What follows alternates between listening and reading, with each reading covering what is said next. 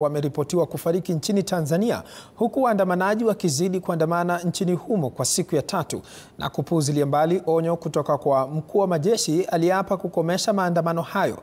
Na kama anavyotuarifu mwanahabari wetu Elizabeth Atieno ni kwamba mwanahabari wa Kenya alikamatwa na kuachiliwa na maafisa wa usalama kutoka Tanzania.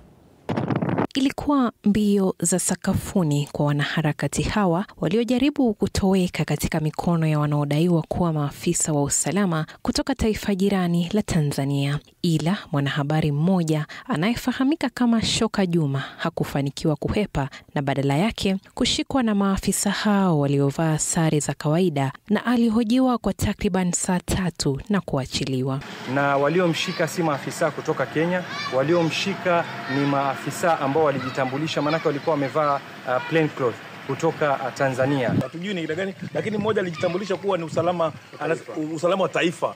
Basi sisi, mimi na wenzangu hawa wakereketwa, tukahepa, tukaacha hata gari pale, tukahepa, manake walikuwa wanatufukuzia physically, they wanted to arrest us.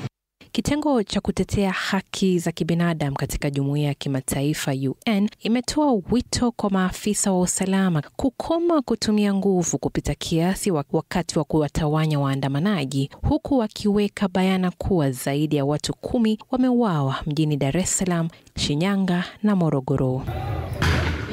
Maandamano hayo yalianza siku ya Jumatano baada ya wananchi kughadhabishwa na ripoti zilizoashiria kuwa Rais Samia Suluhu Hassan wa Chama cha Mapinduzi alikuwa anaongoza kwa kura zilizohesabiwa. Maandamano hayo yalishuhudiwa katika miji ya Dar es Salaam, Dodoma na Mwanza, ambapo waandamanaji walichoma magurudumu na kushambulia vituo vya polisi. Mitandao ya kijamii imezimwa kwa siku ya 3 sasa, huku wanahabari wa kimataifa wakipigwa marufuku dhidi ya kupeperusha matangazo.